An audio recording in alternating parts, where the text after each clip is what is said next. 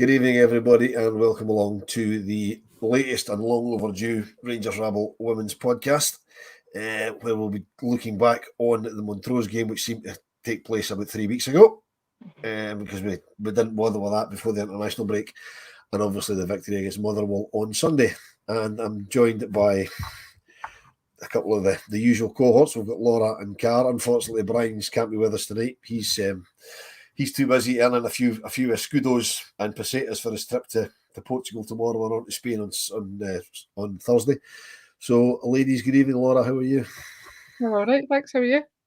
Yeah, not bad. I'm a wee bit, got my holiday head on. I'm away to Spain tomorrow as well, so I've got my holiday head on. So, and Car, how are you? Yeah, not bad. I thought you'd forgotten our names for a second there when you looked down and said, "I've got who I've got." No, I was actually checking what Portugal's currency was before the euro, because it's escudo, and I just can't get that in my head. I know pesetas and francs and marks and all that, but escudo, I didn't have a clue, and I didn't want to get it wrong. You know, it was too easy to say he's earning extra euros. So, fair enough. My attempt at humour, it's not very good, but there you go. Anyway, we will get straight in. We'll get straight into it. We'll go back to the end of November. End of November? It was the end of November, wasn't it?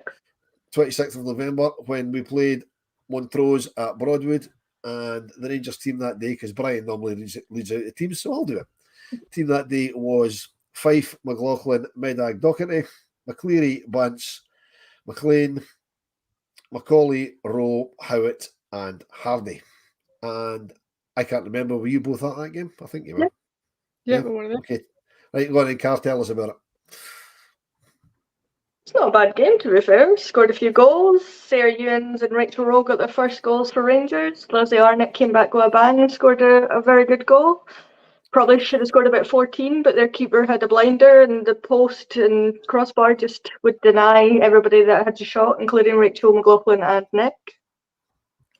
Yeah, Laura, we hit the frame of the goal. I rewatched the highlights earlier. We hit the frame of the goal 3 times. I mean, Nick's was a cheeky little kind of dink towards the goal towards the end when she hit the bars. As Carl says, Rachel McLaughlin rattled one off the woodwork as well. And for the second game in a row against Montrose, their goalkeeper was probably their best player. She had a really good game again. I don't know whether it's because it's a bigger team, she's like up her game, or whether she's actually quite decent, but she had a really good game. And then obviously, I think the first half we were kind of sitting thinking like, oh, it's going to be one of these games when we're only going to score like a couple of goals, and then we're hitting the woodwork and that, and we're like, oh, this isn't going to be as easy as it should be. But then we managed to get quite a few goals, and I think Rachel Rowe getting the scrappiest goal for her first goal was probably the way it was always going to happen, because she's trying to hit beautiful, perfect goals, and it's just not happening. So, scrappy goal for her. I think Sarah Hughes was not too bad. It's kind of set her on a good wee bit of a scoring spree. So, it was good. It's good confidence throughout the team. Goals getting spread about, and it was good. Yeah, I mean, it is, Car, it's good to see goals coming from everybody. I mean, to run through the goal scorers, Tess Medag scored the first goal after 12 minutes. Then Kirsty Howitt got the first of her 2 after 27, and then, as Laura says, Rachel Rowe got herself off the mark with a bit of a scrappy effort, but they all count, and it was, for me, it was a joy to see how happy the team were that she got the goal. I mean, everybody with the exception of Jenna was up the park celebrating with her. You know what I mean? It was fabulous. Really, really good to see the team spirit. So three's up at half time, and then second half, Kirsty Howitt got a second one. Then Lizzie got her goal, which is always nice to see. Then Sarah Ewens, as Laura says, got her first, and then Rio did what Rio does. If she hasn't scored, she gets one towards the end. Yeah, and I think that's pretty much, barring Lisa Martinez and the younger girls that maybe been out injured or not being favoured or out on loan, everybody scored now for us, bar the goalkeepers, obviously. That's everybody now scored. Now that Jane's back, then she scored. Spoilers if nobody knows what happened in the Motherwell game, but everyone scored now, which is great that everyone's contributing and everyone's chipping in, and it's working quite well. And obviously Rio's leading the line, and she's scored the most amount of goals, which is the way that it should be. Kirsty's not that far behind her, so everybody's chipping in and it's working quite well. Yeah, it's also good to see, Laura, that the injury seems to be clearing up a bit as well. Having said that, Kirsty Howitt missed out on Sunday, we believe, because of injury. But it's good to see Megan Bell get some game time after her sort of lengthy spell out. As Carl said, Jane Ross back against Motherwell. We'll come to that. You know, Sarah Ewens has taken a while to settle into the team, but she's come into the team. It's just good to see the squad kind of all coming together. It's really good. We were thinking on Sunday, like, oh, it's only really Lisa to come back, but Kirsty, how it seems to be, was seen on crutches, and Rachel McLaughlin's apparently got a knock after the international break, which we'll not even discuss because it was horrendous. And then I think we even had one of the young girls back, like with Kathy and Lisa as well. She's had an ACL injury, so it was good that she was at the Motherwell game as well. Georgia Gray. So we're getting there. Lisa's doing ball work and training as well, so she's probably going to be back around January time, probably after the cup game, she said. So we're getting there. So hopefully we hit the Christmas break and that can give Kirsty and Kathy in that time, and we're back fully fit and firing after the Christmas break. Yeah, the Kathy Hillstall went out is a bit of a worry. I mean, I know she said at the Glasgow City game a few weeks ago that, you know, hopefully after the international break she'd be back, and obviously, you know, she isn't. So obviously I can't see them sort of throwing her in for the last game before the break for Christmas this coming weekend. So as Laura says, we could be getting into the new year from having had no centre backs to having two fit, because Lisa will be back and Kathy will hopefully be back. Yeah, I've seen on Instagram a couple of days ago that she was out doing running with Paul, the physio. So hopefully that's a good sign that she's, you know, getting there. But I wouldn't risk it on Sunday. It's not worth it. We can easily beat them with Michelle or Tess or whoever in the back line, and we'll be fine. So I wouldn't risk it, to be honest. Just get everyone back fit after in January, and then see what Jo can do in January. Maybe get replacement in just for a bit of backup, just in case, so that we've got another option there, whether we recall Jenna Ferguson or somebody from loan, or we get somebody new in entirely, just so we've got a bit of cover there. Because with a back three and your centre backs get injured, you're kind of screwed, and having to put Tess in the back line, not ideal when she's realistically better off in the midfield. Yeah, Laura, I mean, Tess is doing a good job at centre back, albeit up against the lesser teams in the league, but it is taken away from what she does in the middle of the park, isn't it? Yeah, I think last season when we would see Tess in the kind of back three, we would kind of be like, oh, no, here we go. But she has actually settled quite well into that role, and she'll probably, hopefully she doesn't watch because she'll know what to say, but she is kind of aging, so moving back's maybe not the worst thing.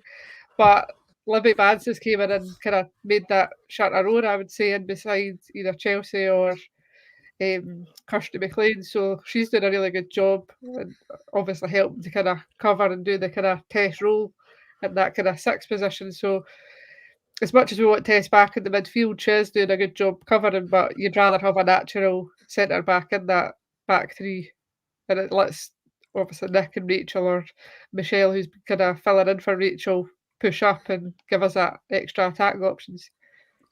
Right, Karen, I'm going to put you on the spot because this wasn't what the route I was planning to go down, but I'll put you on the spot. Obviously, you mentioned the January window coming up, and Laura's mentioned the fact that Tess isn't getting any younger, but then how many of us are getting any younger? And the fact that Libby Bands has come in, but she's only on loan. So do we bring somebody in January to basically replace Libby Bands when she goes back in the summer? You know, to get the bedded in early. Given that Tess isn't going to be able to play. I mean, she's never really played every week anyway. But, you know, obviously, as we say, she is getting older. So do we bring somebody else in now? Do we wait to the summer? And if we do, have you got anybody in mind? I don't have anybody in mind unless it's Libby Bants and we want to go to Brighton and ask if she'll stay, and we'll just give them a few pennies and she can stay with us. It's certainly a question worth asking. Yeah, I mean, I'm sure Jo's got that in her mind, and it's maybe, I'm sure she's already got a plan in place for who she wants, when she wants them, kind of thing. But I mean, it's not the worst idea, I think, potentially looking at getting a midfielder in to kind of shore up if Libby does go back down. Potentially, I don't know. I'd argue defence is probably more of a necessity in January, just to kind of shore up. I don't know, I keep saying shore up. I never say that. I'm randomly saying words. Like, just kind of settle in so that once Lisa comes back, we're not playing her every week. Gives Michelle more time to bed in, because it seems like whatever's happened there, she's not Jo's favourite, or she's not quite there yet, but she's looked quite good when she has played. And then it means that Nick and Rachel can go and do the thing. And if they then get injured, we then got other options to put in there. But then Tess is doing quite a good job, so it gives her game time. If we do get another midfielder in, she might end up sitting on the bench, which wouldn't be great, I don't think. So I don't have anyone in mind off the top of my head other than just we'll keep Libby. Okay, right, Laura. Moving on from that, just sticking on the same theme, seeing as we're touching on the January window. We've got obviously a lot of good young players coming through, but most of the young players we've got coming through, to my mind, are more attacking players, and it's the defence that seems to be getting on a bit. With the greatest of respect to the club captain, whose dad's probably watching. Really sorry, Nikki, but she's not a spring chicken anymore. I'm not putting her out I'm not putting Nick out to grass just yet. But obviously, we need to start thinking about replacing, Nick and Kathy, and as we say, Tess. So, same thing to you as I said to Car. Do you think it's worth possibly bringing somebody in January to try and get them sort of bedded into the club, or do we wait and just kind of throw all one eggs at the basket in the summer? I think it wouldn't be the worst thing to, at least as Car kind of touched on, Joe will kind of be looking and scouting already, but Tess, Kathy, that are all kind of that early 30s. Tess has had injuries in the past. Kathy seems to be injury-ish prone now that she's actually with us. Nick seems to be made of steel, so I don't think she'll be here for a good few years, to be honest, to win the Champions League. But I think we could. Our defenders are kind of more like, we've got Jenna Ferguson, but I don't know if Joe would want to keep her, because I don't know if she's the kind of player we would want at the back. Could be wrong, but from what I've seen there, she's not quite in that kind of Kathy mould or that. Then obviously Georgia Gray's been out with an ACL, might come in and do a job, but we'll probably get put on loan. So I think we would at least need a player in either centre back or that can kind of do what like Nick or that could do and kind of play along that back three that we seem to be obviously going with it now. So we could bring somebody in at least, and at least it kind of helps, because it seems to be the defence that keeps picking up the injuries. So I would bring somebody in January, to be honest. Right, Carl, we'll get back to Brian's point in a minute. But Graham Middleton makes a point. Do we bring in a defender on a short-term loan if we can't sign anybody permanently? And I'm assuming he means in January. Wouldn't be the worst idea if we can't get anybody in until maybe the summer. If they're happy to kind of sit on the bench and just play as and when they're required, if we do have injuries or we need to rest players, it wouldn't be the worst idea, I suppose, if we could do what we've done with Libby and get somebody of that quality in just to help us, kind of get over the line, and then they can go back to their parent club. Wouldn't be a bad idea. Yeah, right. Laura, do you think there's anybody in Scotland we should bring in to do that role, or should we be looking further afield? I can't think of anybody off the top of my head, but there probably is some good Scottish talent that would be there and would be willing to move to obviously Rangers, especially when we're winning things, But as I say, Joe's probably got our ideas and our contacts that she can kind of reach out to and bring somebody in if we really need it. But it'll be interesting to see if we do bring anybody in, or if we just kind of let the youngsters fill in the kind of easier-ish games, and then we rest like Kathy and that for like the bigger games. So there's options there at least. Yep, there is. Right, okay, before we move on to Sunday's game, Carl Bryant, who obviously isn't earning as good as the way he should be, because he's got time to watch but not time to come on. Women's managing director incoming too. Do you know anything about that? Or is he throwing a flag in the air? Or? I don't know. I'm not really privy on Rangers ins and outs. I don't know any more than anyone else, but I know that the job was up listed for a good long while. I can't remember what the closing date was. I think it was sometime in November. So I'd like to think that they've got, candidates and they're working through them and figuring out the best fit and meeting Joe and all that kind of stuff. I'd like to think so, but I don't know if it's that big of a deal. I mean, I'm sure Joe and Jay will, have contacts and be able to do their thing until we get somebody permanent in to do that job and take the weight off of their shoulders. But yeah, for me, it'll be interesting to see if the incoming football, what was it they called them, football recruitment director or whatever it is that's coming in, whether he's going to be the boy Nils, whether he's going to be for the whole club or just for the men's first team, because they didn't really make that clear. I think it's probably just for the men's first team, in which case we do need somebody in for the women, because you can't ask Jo to do it all, because it's just too big a job for her, really, because obviously she's going to be looking to go into probably clubs in bigger leagues to try and get players, that could take some negotiating. You know what I mean? Even for me, trying to get somebody from Scotland and try to convince them to go full time could take quite a lot of negotiating, because if they're in a decent job, they might go, well, I don't really know if I fancy going full time. You know what I mean? So there could be all that. So we do need to bring somebody in, I think, to cover it. But anyway, we'll have plenty of time to talk about transfers when we come back in January, because by then the window will be open. It's slammed shut. What does it do? Does it fly open? I don't know if it flies open or does it just open? It just opens, I think. But Just opens.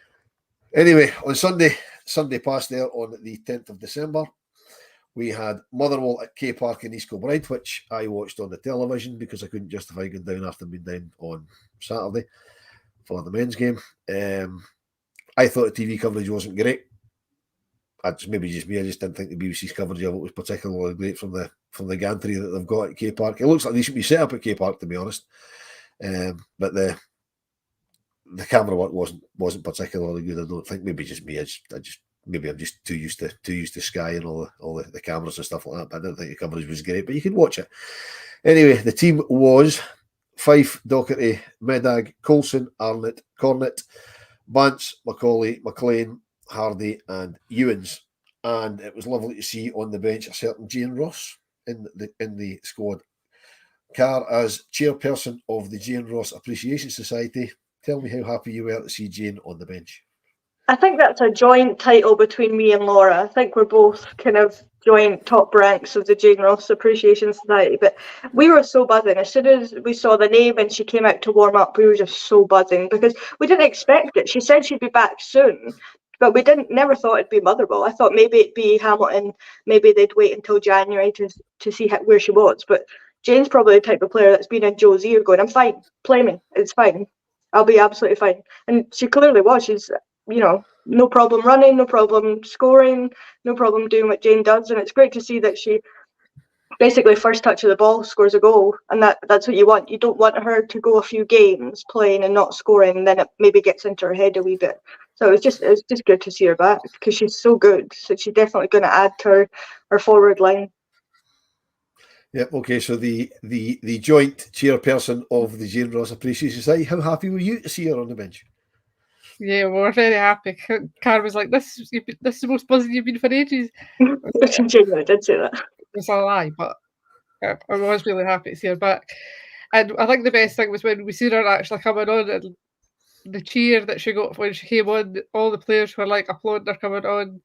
It was just really nice to see that everybody was as buzzing as she was to come back. And then when she scored, I thought even Jenna was going to sprint up the park to like dive on top of her, but everybody was just buzzing. It's the biggest cheer of the day when she came on, and then an even bigger cheer when she actually scored, especially the way she scored with her first touch when she's been out for 508 days injured, was kind of coming back and then had to get a further surgery, which must have been so frustrating for her, especially when like the other players she has kind of aging. She's the oldest in the squad, but for her to come back and score with her first touch was just amazing. And then I think that kind of was just probably the best goal of the day because we were just so like buzzing.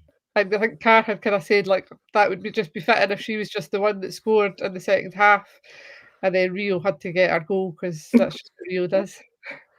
Yeah, but Rio got her goal because Carr had 5-0 with the score predictor, I believe. So I know, which I'd forgotten about initially when I said that to Graham, and then Graham turned around and said, "But you've got 5-0," and I said, "Oh, so I have." And then Rio scored immediately after that, so I was doubly happy in that moment. Yeah, as I said when we were talking about the previous game, I mean, Rio does what she does. I mean, she hasn't scored. It's the last minute. She just helps herself to a goal, which is fine because the more goals you get, the better. I mean, it's not going to come down to goal difference, I don't think, because the way we are playing, we're going to tie it up quite comfortably. But let's not get ahead of ourselves because we've thought that before and it's all gone pear-shaped. Mm-hmm. So to get back to the game against Motherwell, obviously 5-0, 3 up in 15 minutes. And I put in the group chat this could be anything we want it to be. And then fair play to Motherwell, they kind of battened down the hatches and they dug in a bit, Laura, and they sort of stemmed the flow, because it was just like a tsunami going towards them. From memory, I don't think they got into our box with the ball until the 91st minute. Yeah, we really just kept them out. I think it was like 2 minutes into the game or something. We scored their first goal, which was lucky for Libby Bands, because it was Chelsea looked like she'd scored. We thought it was Chelsea that had scored, and then obviously we found out that it was Libby Bands that had obviously scored. Then Sarah Ewens got another couple of goals.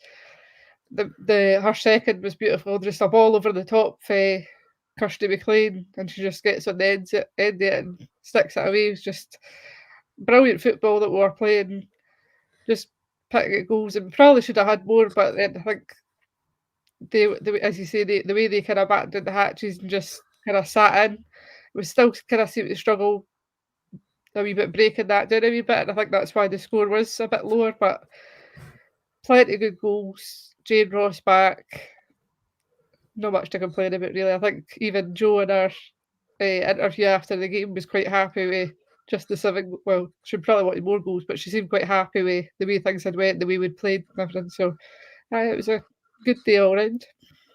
Yeah, Carrie Lee Austin coming on at centre back for Michelle Coulson. That was a bit of a surprise, was it not? That took me a wee bit by surprise that she came in and played in there.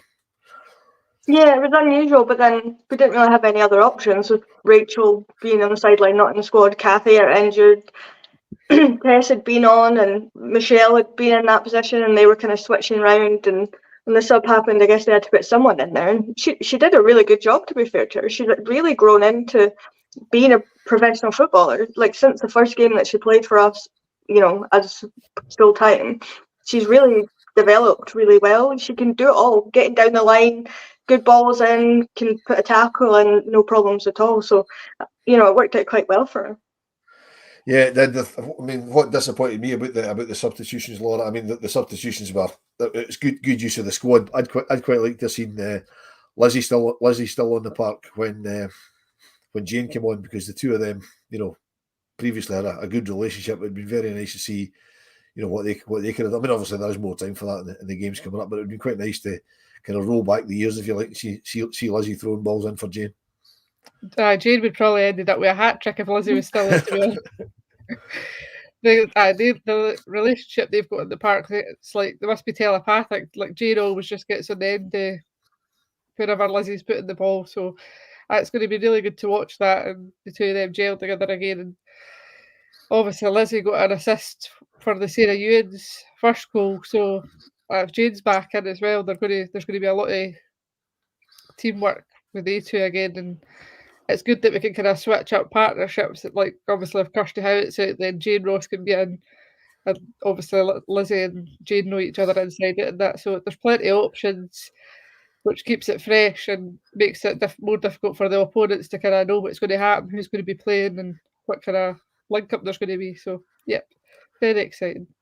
Yeah, right, Cara. I know that you on your in your supporters group gave player of the match. But it was a big shock to me. You gave player of the match to Jane Ross. That game was an absolute shock to me. Talk to me. You did. Oh, Alan did. I gave it to Sarah Ewens. Right, okay. So then talk to me about Innie's performance, because I thought Innie was outstanding on Sunday. That's what I'd said to Alan, because Alan gave it to Kirsty McLean, actually. I don't think any of us did give it to Jane after all. But that's just what Kirsty does, and I think I've become so accustomed to just how good she is. I kind of just expect that now. That's just what she does. And I think if she had an off game, I'd probably be really critical of it because of how good she can be. But I think I forget how young she is, and the talent she's got for how young she is outstanding. So I think I need to kind of remember that she's, still only just 18, and the fact that she can, had 3 players on her at one point, and she was just bobbing and weaving away from them, taking the ball down, putting great balls in, great assists. She could just do it all, and she's going to be a top talent. She already is a top talent, but she's going to go really far in the game. So she's just an incredible young player. Yeah, she is, Laura. I mean, we don't want to talk too much about the Scotland games that we got played, and I didn't see any of them, so I can't really talk about it. But I mean, surely she's got an enormous future as a Scotland international as well. Yeah, she definitely has, and I think she wasn't really involved in the Scotland teams this time around, and I think it showed because she's been in there alongside like Sam Kerr and Erin Cuthbert, and no looked out of place, and then they've kind of took her back at the team, and you can actually see that she's missing already.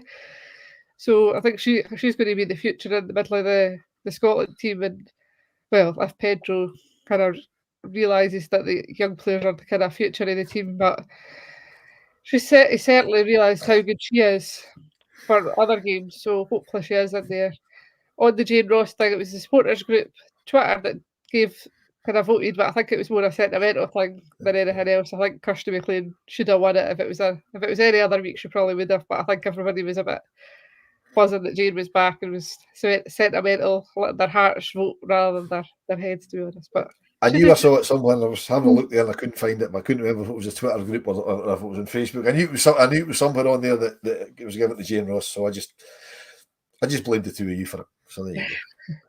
Well, she did get it, but she also deserves it. She's back. Yeah, absolutely. It's great. It's absolutely fantastic to see her back. Hopefully she can stay fit, because quite often after being out for that length of time, you get sort of niggles and stuff like that. So hopefully not. But anyway, we'll pick up on a point that Matt Gunner's made here, that thinks Rangers, Celtic and Glasgow City should be looking to move to a British league, as the rest of Scotland stands no chance against them.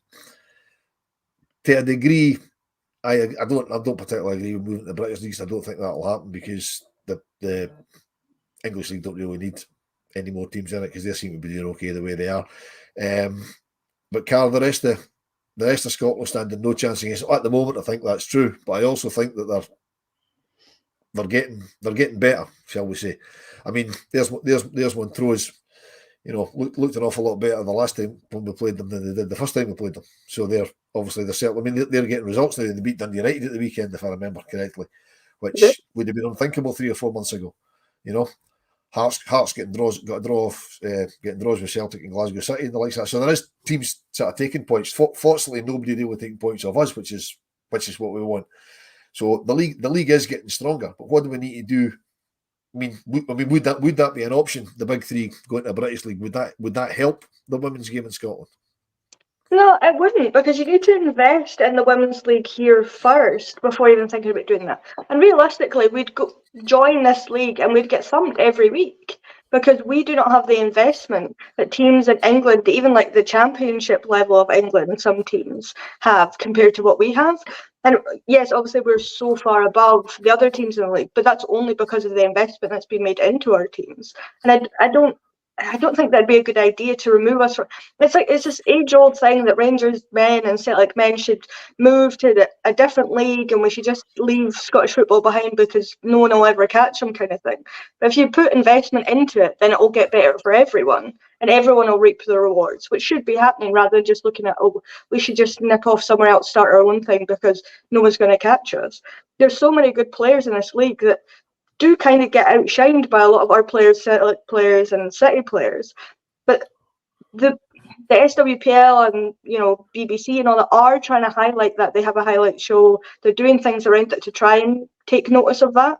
But we just need to keep trying to put money into it. And obviously that comes from their clubs putting the money into it. You can't expect the Scottish League to do that. But it'll come with more people going to games, more eyes on it, and it growing naturally as it's been doing in England. Yeah. Laura, I don't suppose you'll disagree with any of that? No, I think we need to get the Scottish game really more competitive in that as well. I don't think us moving away. I think, as you see with the Champions League kind of games and that as Car says, we would just be getting beat every week, and then who's going to want to join us in that then if we're just getting beat every week? Then there's no really a chance of winning silverware. So no, I think we need to be the front runners and pulling the game up and holding like the SWPL and that to account and saying that we want the game on TV more often and the like. So no, we need to focus on here first and get the Scottish game up to a really good standard before we would even think of going elsewhere, to be honest. Okay, so to play devil's advocate, Laura, I'll come straight back to you. The other teams in the league sort of know when they play Rangers, Celtic, and not so much this season Glasgow City, that they're probably going to get scalped. So how do we grow the league with that being a scenario that they know is probably going to happen every week? I think it's just trying to get investment into the game, like make sure that we've got like a product that people other than the teams that's the fans that support the teams want to watch it, because plenty of people did, like down in England, for example, watch the game because they're invested in the women's game. It's not just because they support that team. The same as like at the men's game when you watch like a game because it's on the telly because it's football. Same like obviously like we've got an interest now in Bayern Munich a wee bit because Sam's over there. So get Scottish players kind of get them up to a standard that they're kind of, I don't know, where people actually want to watch it, whether they support the team or not, and then the other teams will kind of get investment in that as well. I think it's a Scottish thing rather than just a women's football issue, because you see with the men's game that it's always been a two-horse race for so long, but it needs investment as well, really, the men's side, so that it's no easy every week as well. So it's a Scottish football thing. Yep, sorry, Carl makes a good point there. It is a Scottish football thing. I mean, Scottish football attendances are out with kind of us and that other lot. Football attendances are dwindling, and they have been for decades and decades. I mean, you've got teams in the top flight lucky to get 2,000 and 3,000, and they're starting from a base where they were getting maybe 20 or 30,000. So it is going to be difficult to grow the women's game when you're trying to entice people to come to football when there's more and more people falling away from it. Yeah, I think it comes with getting the younger generations interested and involved. If you get kids, not just young girls, young boys, kids interested in football, and you make it accessible to them, make it cheaper, make it easier to go to, no hassle, that kind of thing, they'll fall in love with it. Then they might want to play. Oh, it's on TV, I'll keep watching it. Oh, I know her. She plays for England, she plays for Scotland, she plays for Australia, whoever it might be. And they fall in love with it. And that's how everyone falls in love with football. Obviously, you follow the team that your family come from, but maybe people don't want to do that anymore. Maybe they'll just find the team that they fall in love with and that'll be that, and then they'll follow them. But it starts with the clubs taking ownership a little bit as well, because Hearts and Hibs have gone semi-professional, which is great that they've done that. Some players are on full-time contracts, which is great. But it needs more teams to be able to do that. And you just need to get money into the game first before they can think about doing that. And that's where it'll start to grow. It becomes more competitive. This other European competition that's coming in was it 2025? Yeah. I don't know what it's going to be called, whether it'll be Europa League or whatever it'll be. That opens up more leagues to get more money in. More players will come to those teams that might get a chance to go and play in that and potentially win it. And that will open up more doors and more avenues to it. So I think that'll be a good help as well. Yeah, right, okay. Right, Laura, I'm sorry to keep throwing these ones at you, but I'm just going with the comment. Matt Gunner's on fire tonight. Talking about income, should Rangers and Celtic look to come together to build a stadium of 10 to 15,000 seats and play alternative games week home? And I know what he means, kind of share a stadium now. That isn't going to happen. There's no way that's going to happen, right? But no. Should, for example, there's chat of, I mean, Rangers have taken over the community pitch across the road from Ibrox, and they're going to use that for kind of charity foundation stuff like that. Would it be the daftest idea in the world to make that a sort of mini stadium that holds even 5,000, 6,000, whatever, that they could use as a permanent home for the women's game? I think that would be a great idea, because then you could have what's happening with the men's games, the fan zone at Edmiston House, and then people come across, make it a proper day out for families and that are going to it, and it would probably get more people to it, because everybody's moans that maybe Broadwood's a bit difficult to get to, Auchenhoe is difficult to get to. So with Ibrox, you've not really got an excuse. So if the women's mini stadium was across the road to it, then there's no really any excuse, to be honest. So that would probably be the best case scenario. But sharing a stadium with that lot, no. That's is the correct answer.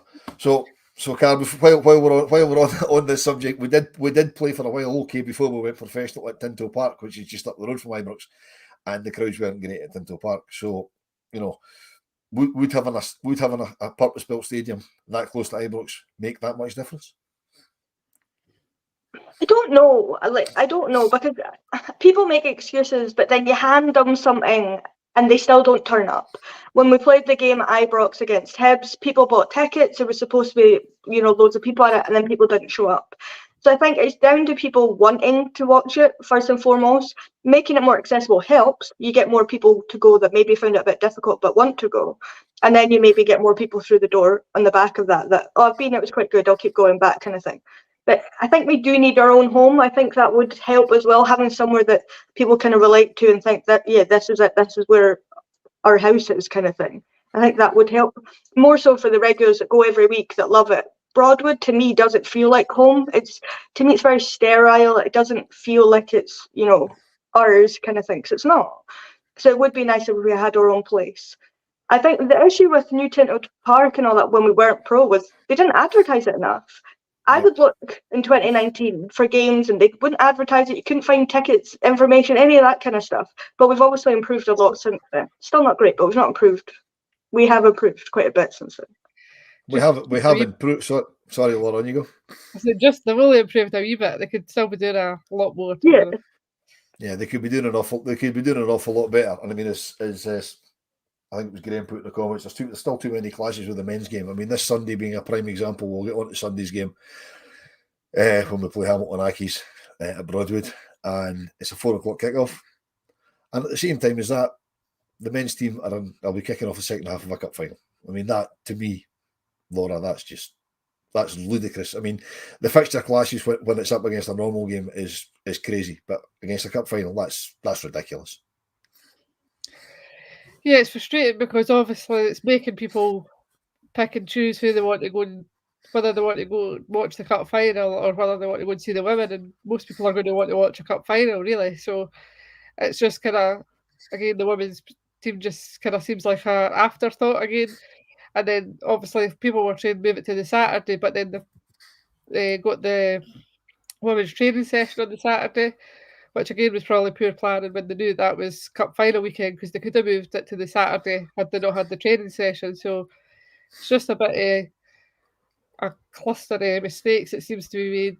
Apparently we did actually try and get it moved, but there was issues with Hamilton not wanting to agree to it and whatnot. But it's just one of these things. It's just frustrating that time after time we keep getting these clashes, and it's like picking between your favourite child to who you want to kind of watch that day, and it's quite annoying, to be honest. Yeah. I mean, Carl, they could even have moved it to 12:00, to give people a chance of watching both. I mean, how often do we say that? How often do we say you could make one of the games, make the women's game earlier or make it later so that if people want to, they could, be able to watch both. But as we've been told by someone that they did ask for it to be moved to earlier, and there was no agreement could be made, so it couldn't happen. But it never should have been scheduled that way in the first place. That the SPFL and the SWPL know what dates important games are going to be at.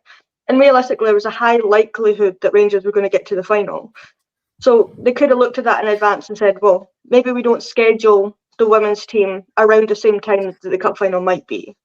Because it's always a Sunday. They try and claim it'll be the weekend, but it's always a Sunday.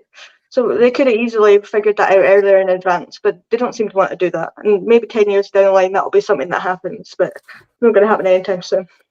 Yeah, for me, it's equally frustrating because Aberdeen have managed to move their game to Saturday. So, their supporters aren't torn about which game to go to. And I would imagine that their women's team will be going down to support the men's team and be coming back that long trip north with their tail between their legs and they're tripping over the tears on the way up the road. But that's just fine. But it's really frustrating. I mean, it must be, really frustrating for folk like yourselves that go to every women's game. I'm sure you as Rangers fans, you don't want to watch the cup final, and you can't do both. You know what I mean? It's simple, and it's also going to detract from the crowd on Saturday and Sunday in Broadwood, because the last game for 3 weeks they'd get a decent crowd, but people would probably sit at home watching cup final on the telly if they're not actually going to the game, which is frustrating. Which again, if we had a custom built thing, we could have it on at the new Emerson House, put it on there, and then kick the game off a bit later and cross the road, whatever. But it's all pie in the sky, isn't it? Really, you know what I mean? It's all. But before we go, something else I'd like to. I know he's probably both as happy as I was because I sent you a picture of it on the day. But it was absolutely magnificent to see the women's first team manager at the AGM. Laura.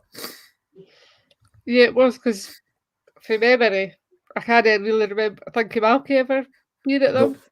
No, first time ever, I think.